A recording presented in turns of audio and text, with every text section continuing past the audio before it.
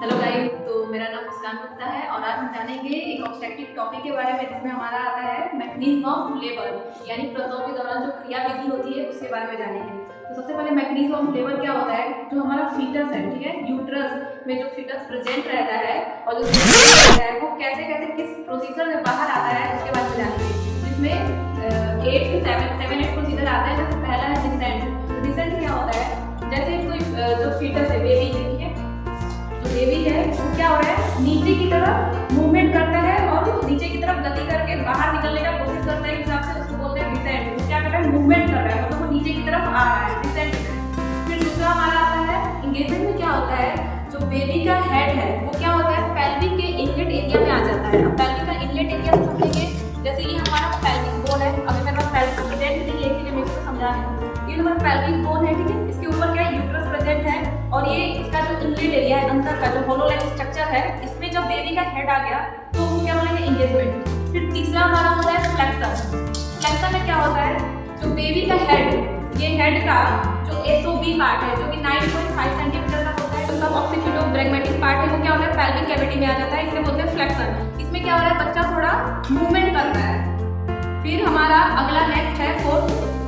तो internal rotation का मतलब होता है आंतरिक घूर्णन, मतलब जो फीटस है वो अंदर की तरफ घूम रहा है, रोटेट कर रहा है। जैसे जो बेबी का हेड है, ठीक है, जो हेड ये क्या होता है, ठीक, जैसे ये हमारा है पेल्विक कैविटी, पेल्विक बोन, यहाँ पे 2 इल्यूमिनेट बोन होते हैं और एक यहाँ पे सिम्फेसिस प्यूबिस प्रेजेंट रहता है, जो दोनों इल्यूमिनेट बोन को कनेक्ट किए रहता है आपस में। तो जो इसका हेड है घूम के चला जाता है वर्टेब्रा की तरफ, मतलब ठीक सिम्फेसिस प्यूबिस के पीछे। जो इसका फेस है वो सिम्फेसिस प्यूबिस के ठीक पीछे हो जाता है, मतलब वर्टेब्रा कॉलम पे आ जाता है। ये इंटरनल रोटेशन। इसमें क्या होता है, जो बेबी का हेड है वो 45 डिग्री तक घूम जाता है।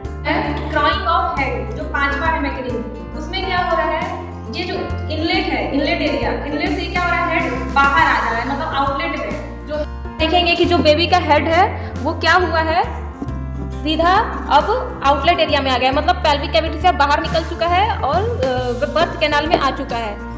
और जो बेबी का हेड है वो क्या हो रहा है, एनस की तरफ मुड़ जा रहा है। जो फेस है उसका एनस की तरफ रह रहा है और जो हेड है उसका ऊपर की तरफ रह रहा है।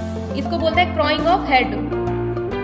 एक्सटेंशन में क्या होता है कि थोड़ा सा इसका हेड जो होता है वो बाहर की तरफ आ जाता है। टिश्यू जब होता है तो वो जब भ्रूण रहता है, ठीक है, जब वो यूट्रस में प्रेजेंट रहता है तो जो उसका चिन और नेक है वो आपस में सटा हुआ रहता है, ठीक है। तो जो हमारा एक्सटेंशन है उसमें जब बच्चे का हेड बाहर आ जा रहा है तो वो ठुड्डी और जो गर्दन होती है वो दोनों आपस छोड़ दे रहे हैं, सटाव छोड़ दे रहे हैं और बच्चा का हेड बाहर की ओर निकल जा रहा है। अब नेक्स्ट हमारा है रेस्टिट्यूशन। रेस्टिट्यूशन में क्या होता है, बच्चा का हेड ऐसे एनस की तरफ है, ठीक है, लेकिन इसमें क्या हो रहा है, फिर रेस्टिट्यूशन में बच्चा का जो हेड है वो 45 डिग्री तक घूम जा रहा है, मतलब जांघ की तरफ आ जा रहा है।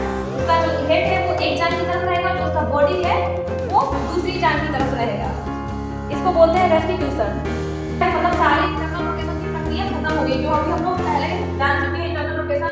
अब एक्सटर्नल बाहरी घुमाव रोटेशन में क्या हो रहा है कि जो बच्चे का हेड है वो सीधा ऊपर की तरफ खिसका हो जा रहा है और उसकी हेड की डिलीवरी हो जा रही है।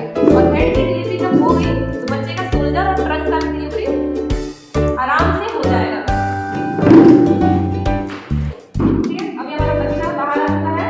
अब इसको क्या करेंगे, एब्डोमेन एरिया में इसको रख देंगे इसका टेम्परेचर मेंटेन करने के लिए और कॉर्ड क्लैंप लगा के इसको ज्वाइन कर देंगे। फिर अम्बिलिकल कॉर्ड को 1 से 3 मिनट तक कट कर देंगे। कट करने के बाद प्लेसेंटा की बारी, प्लेसेंटा को अच्छी तरह से धीरे-धीरे हल्के हाथों से निकालेंगे, एब्डोमेन में थोड़ा दबाव देंगे और जब प्लेसेंटा निकल जाए तो इसके सारे मेम्ब्रेन्स और लोब्यूल्स वगैरह चेक करेंगे, क्योंकि अगर कोई भी पार्ट अंदर की तरफ रह जाएगा तो इसलिए पीपीएच काउच कर सकता है, पीपीएच काउच करेगा, ठीक है। तो जब इसका लोब्यूल्स और मेम्ब्रेन्स चेक कर लेंगे तो इसको डिस्कार्ड कर देंगे, हटा देंगे। फिर अंदर क्या करेंगे, अच्छी तरह से हाथ लगा के सफाई करेंगे। सफाई करने के बाद जो भी पार्ट वहाँ पे बचा खुचा रहेगा उसको बाहर अच्छी तरह से निकाल देंगे, वरना आगे चल के ब्लीडिंग काउच हो सकता है, पीपीएच काउच हो सकता है।